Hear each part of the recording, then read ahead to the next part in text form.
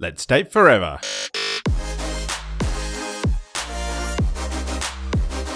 Here's your weekly dose of relationship fuel with Sammi and Nathan Jaeger. Hello and welcome to Date Forever. In this week's episode, we're doing something a little different, and Sammy's going to be taking this solo after a little experiment that she ran on the weekend. But before we dive into that, Sammi, what's been fueling you up this week? So many things. It was my birthday on Saturday. And I was so spoiled. Gifts started flowing thick and fast on Friday, and Our apartment still looks like a florist, which I love. But my birthday, which ordinarily coincides with Sydney Mardi Gras, this year coincided with Sydney World Pride. So the festival was still continuing. So the weekend was full of celebrating love in all shapes and sizes, combined with my birthday. So my heart is just overflowing. My self-tank is overflowing with love. What about you, Nath? Mine was a combination of all of those things too. Yeah, having a few of your friends here from Adelaide to celebrate with you was really amazing. Joining your birthday celebrations on Saturday was really great too. We were part of the Pride March, walking over the Sydney Harbour Bridge on Sunday, which was just really, truly amazing. And then went to the closing concert as well of Sydney World Pride, which was really fun. So yeah, all those things were truly amazing. And to top that off, this is also our 150th episode of Date Forever. Yeah, we didn't actually plan this, hey? No, we didn't. No. This has coincidentally landed how it's landed. Just snuck up on us. Yeah, so as Nath mentioned, I'm going to do a bit of a solo ep. I mean, he's here for like moral support as I wade into some vulnerability. Special comments. Yeah, because this is the Date Forever podcast, and we talk about this idea that your relationship with yourself sets the tone for every other relationship that you have. And a really big part of dating forever is treating yourself with love and kindness, but really, truly, deeply getting to know yourself. So a couple of weeks ago, we had a coach on the show, Kimberly Hill, and she actually specializes in working with guys in helping them find and create really beautiful relationships. But where the episode kind of went was talking a lot about the role of self-awareness and calling in attention to our blind spots, the things that maybe we don't even know about ourselves that other people can see that we can't see. And she'd suggested this idea of I think she called the exercise the 5-5-5, 5 people, 5 questions. I can't even remember. 5 minutes maybe? Yeah. I don't know. And then we went on to have a conversation about some beautiful feedback that I had been given as a gift on my 30th birthday. And in the episode, we talked a little bit about the fact that my birthday was coming up, and Nathan and I had a bit of a challenging conversation around like my expectations for my birthday, how I wanted to celebrate. As if you listen to the show, you'll know, like I just am such a big celebrator. I love celebrating milestones. I love opportunities for a reflection. So my birthday for me is an opportunity to reflect on the year that was. So anyway, this idea kind of got brewing in my head about asking the people that I love and the people that love me for some feedback. And on my 30th birthday, one of my best friends had interviewed a lot of the guests who were attending my 30th birthday party and then shared with me like what was the one word to describe Sammi. And the one that kept coming up over and over again was vivacious. And I thought, gosh, how serendipitous that I've had this conversation with Kimberly. My birthday's a few weeks away. Maybe it's time for some more feedback. Maybe it's time for a spotlight to be shone on some of my blind spots. So that's what I did. I committed to this idea that I'm going to ask the people that I love while at my birthday lunch for some feedback, for a bit of a 360 review. So what I did was I invited everybody to my birthday. We met at my home, at my apartment, and we had a couple of glasses of champagne. A little bit of priming. Yeah, a little bit, maybe some sips of courage. And then we went out for lunch. And as we arrived at the restaurant and we're getting settled in, I just made a short toast to say thank you for joining me and being part of my world and all those very beautiful things.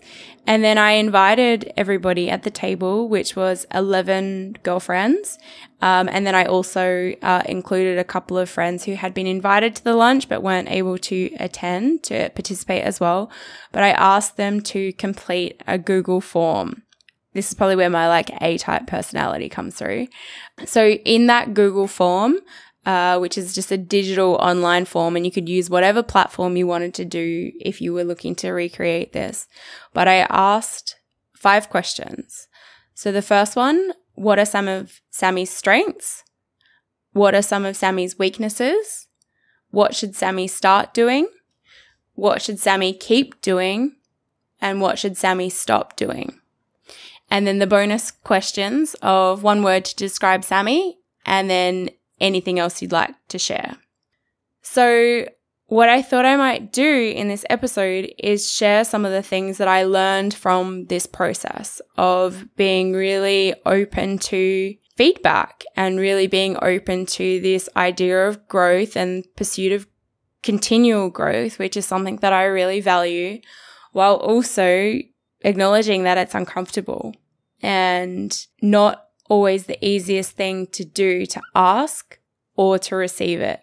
So, Date Forever listeners, here is what I have learned by asking some of my nearest and dearest these 5 questions about myself. So what my friends have said are my strengths are my perseverance, drive, energy, confidence, an ability to communicate openly and deeply, that I'm very supportive as a friend, and that I connect my friends readily, that I have a really strong sense of self and honesty, and I inspire and motivate my friends through my drive and ambition, that I also have a strong impact on those around me through thoughtfulness and kindness and my ability to bring people together, that I am curious and ask thought-provoking questions, and overall am very authentic. So, Sammi, what did you learn out of that? What were some of the things that your friends brought up that you thought were you, and what are some of the things that you thought weren't you but were brought up as well? I can see a couple in there, like having the ability to bring people together. I know that that's something that you've always strived to do and strive to do well, and that you know that it's a natural ability for you. So what were some of the other surprises? I think that this might sound super cocky, hey, but I think I knew all of that. I think I would acknowledge all of those things as strengths, and perhaps that's a reflection of some of the personal development and self-awareness type exercises and activities and coaching that I've done in the past, is that I do feel like I have quite a good handle on what I'm good at. I'm not sure I've quite been able to create a life where I really leverage all of those strengths, but I think I'm quite aware of a lot of them. Yeah, I don't think I quite really considered myself to be someone that inspires or motivates my friends through my own drive and ambition, but on reflection, I can see why or how that might be possible, because I know that I look to other people for what they're doing, and I see that as proof that it's possible for me. So I'm not sure why I hadn't connected that maybe that also applies to me. So that's probably not quite a nice insight, but it also just kind of helped to reaffirm that I feel like I'm going in the right direction, and the things that I want to be known for as a person and as a friend are really coming through. Yeah, amazing. So up next, what about your weaknesses? So we're diving right in. So my friends have said that I can be a bit harsh at times, and that I harbor some self-doubt, and I can struggle to let go of and filter opportunities, meaning that I say yes to things all the time without truly thinking if it's the right opportunity for the right time. Some observations that I find it hard or challenging to sit still and do nothing, and that I sometimes ask personal questions that can be really confronting to people who are not in the same sort of growth mindset, that I take on too much, that often leads to exhaustion or being burned out, which then impacts my ability to show up for others in their lives for important moments or for important events. that I also have a tendency to jump straight into problem solving mode when maybe sometimes my friends just want to share. They don't want a solution. There was also some feedback that I have a weakness of not taking mental health days or focusing on being truly present. But the overall kind of theme of my weaknesses was that I don't have a very good balance. And I'm not always aware of how other people might be perceiving my questions. So a few things to mull over there. There's a couple things in there that are maybe like, oh, new information. But some of them I already know are things that I want to, need to, and am working on. But there's also things in there that are weaknesses that I'm actually very okay with. I'm very okay with being harsh at times.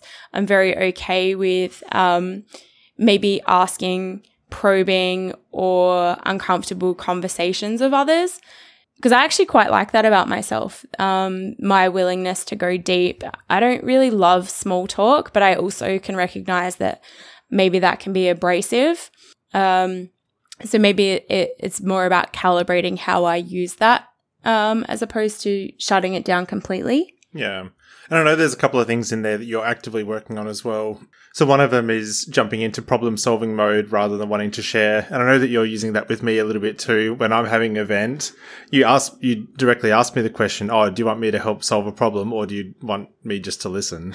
Yeah, that definitely comes up when we're talking about work stuff. Yeah, hey? It does. Yeah. Because in my day gig, I work with leadership teams. So when you're talking about leadership stuff, I'm like, I can help you. Let me help you.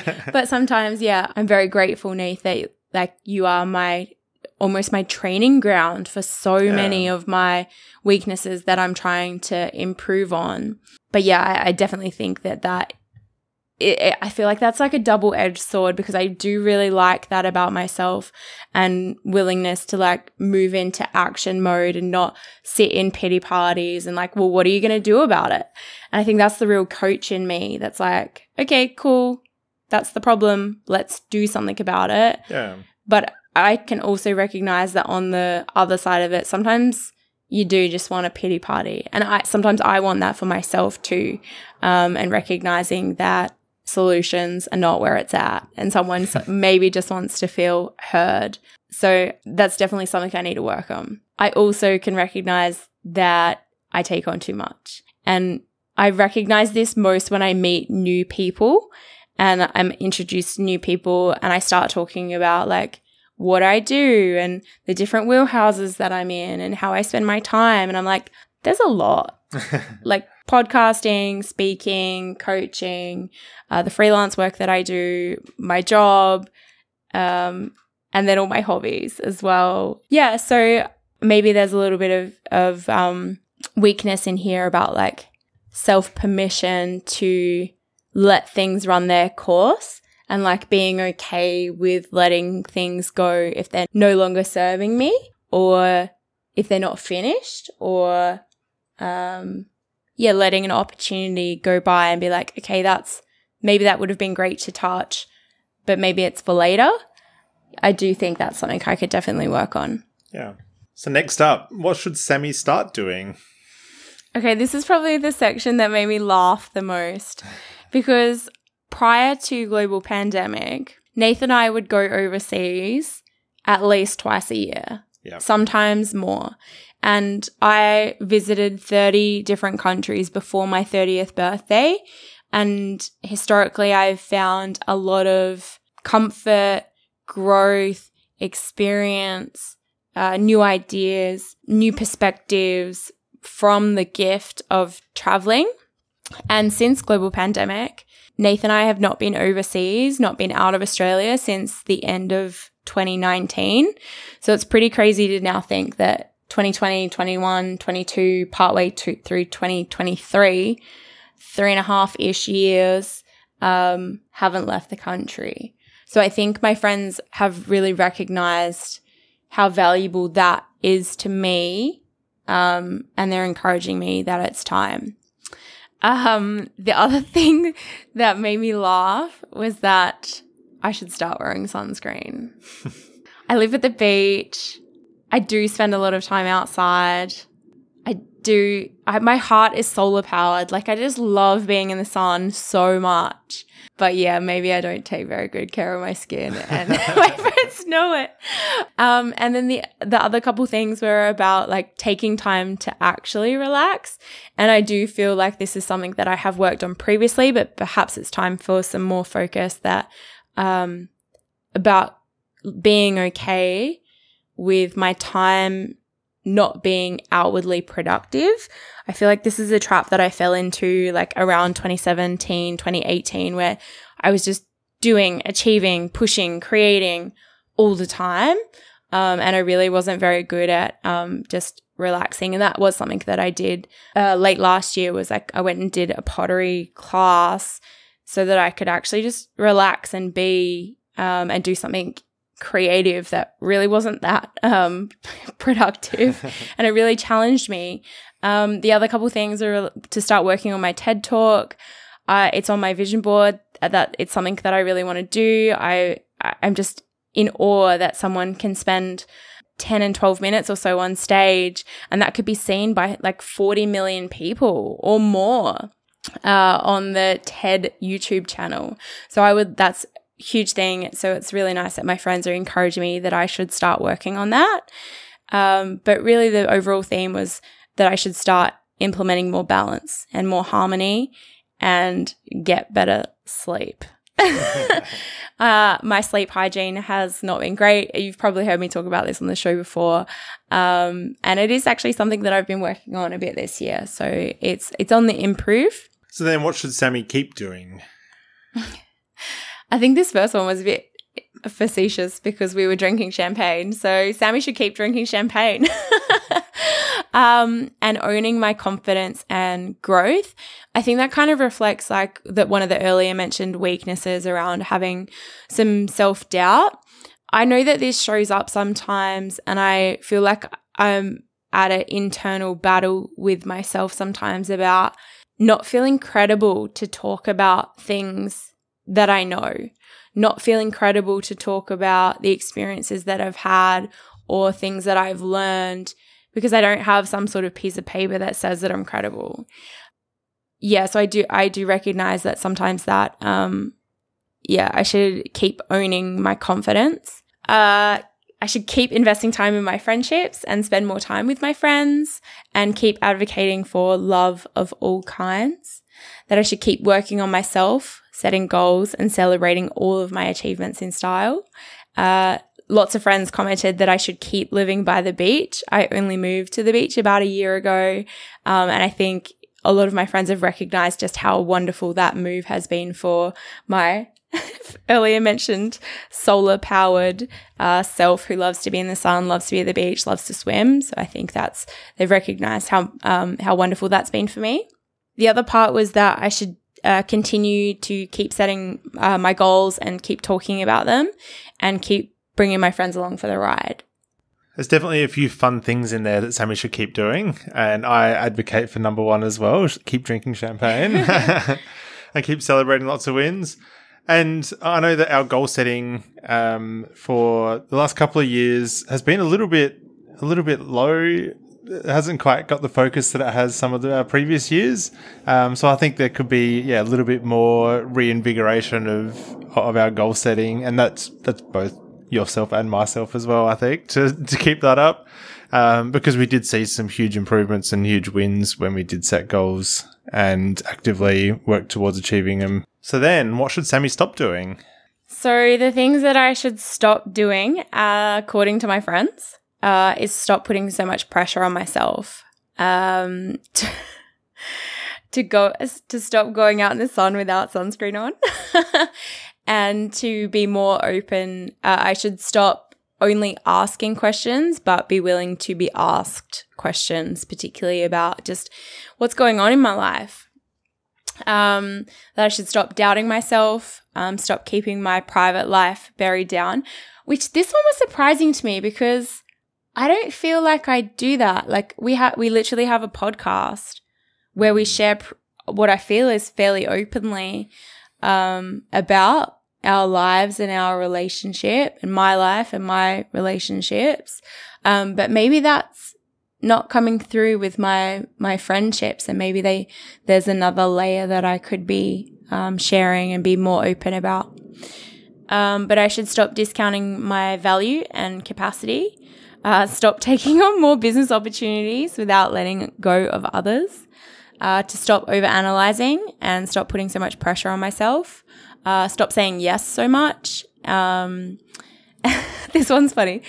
Stop drinking no milk with my long blacks, and I need to add some fat or butter because I drink black coffee. Black. Iced black coffee is my favorite thing. Stop going out in the sun without sunscreen, and be mindful of balance. Stop overbooking. So all of that feels true for me. Aside from the milk and coffee thing, I will never. So then getting to the fun things. So what's one word to describe Sammi? These were a bit surprising to me. Vivacious, amazing, courageous, invested, generous, inspired, sexy, love, bright, visionary. You will change the world. You already are. Engaged, unstoppable, and visionary. These were surprising to me because I don't really see myself as a visionary. And I think that's because in my business world, I spend a lot of time with founders of businesses and entrepreneurs who are what I feel are like true visionaries. They have such big ideas about the future and creations and innovations. And I don't see myself in that same pool, but I do spend a lot of time with them and I do love hanging out with them. So maybe they've rubbed off on me more than what I give myself credit for, because I do spend a lot of time thinking about how things and myself could be better. Yeah, you do. And I think that's a common thing for someone who has a really big vision for their life, this world, this planet. So maybe that's something you can just start embracing. Yeah, and it was nice to see the word vivacious there, that from 30 through a global pandemic that really like rocked me to my core, around some of my core beliefs about the way that the world is and my place in it. It's really nice to see that vivacious is still there. So then on to the final notes for Sammi. So overall, the notes about Sammi are incredibly positive and full of love and admiration. She is described as amazing, courageous, invested, generous, inspired, and as a visionary. The feedback encourages her to continue being herself and to trust in her instincts, while also being mindful of balance in her life. Her friends appreciate her friendship, inclusion, and inspiring way of living, and are proud to know her. The final note sums up her incredible qualities and encourages her to keep being herself, as she is truly one of a kind. That's pretty nice, isn't it? Yes, it is. I'm really glad I did this. I'm really glad that Kimberly came on the show when she did. I'm really pleased that I recalled how appreciative I was about receiving some feedback at my 30th birthday to then 4 years later actively go and seek it myself. I'm really grateful for my friends' willingness to participate. What I should have said is that the feedback form, the survey, I gave them the option to stay anonymous. They didn't have to disclose who said what. Because I know some of my friends quite well, some of them I could take a pretty good hunch at who said what. But for the most part, I really did look at the feedback as a whole, as a collective. And I'm grateful for friends that will say the thing. And for this forever and ever and ever and ever never ending journey of dating myself and really getting to know myself, not just the way that I see myself, but the way that other people see me too. A big part of Date Forever is about being intentional. And I think this kind of feedback, these kind of blind spots are going to allow me to be even more intentional about the type of person that I am, the type of person that I'm becoming, and who I want to be in this world. So thank you everyone for listening to my journey of dating myself, uncovering some blind spots and relishing in kindness to myself and compassion with myself and courage. I appreciate you being here, and I really do encourage you to find your own version of this and ask for feedback, ask for input, because I suspect that you probably have got some blind spots too.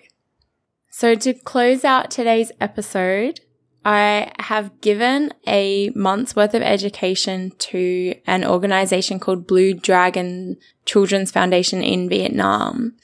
In 2014, I took a solo trip to Vietnam that I think was really the catalyst to me developing a relationship with me.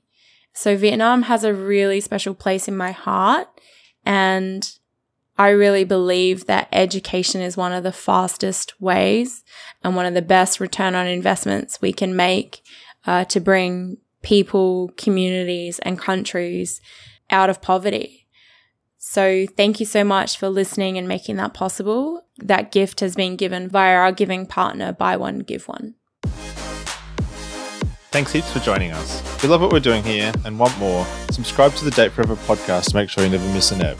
Come and hang out with us and other awesome couples who are fueling up their relationships in the Thriving Couples Collective Facebook group, or check us out at fuelcollective.com.au. Until next time, keep on dating, because better relationships equal a better world.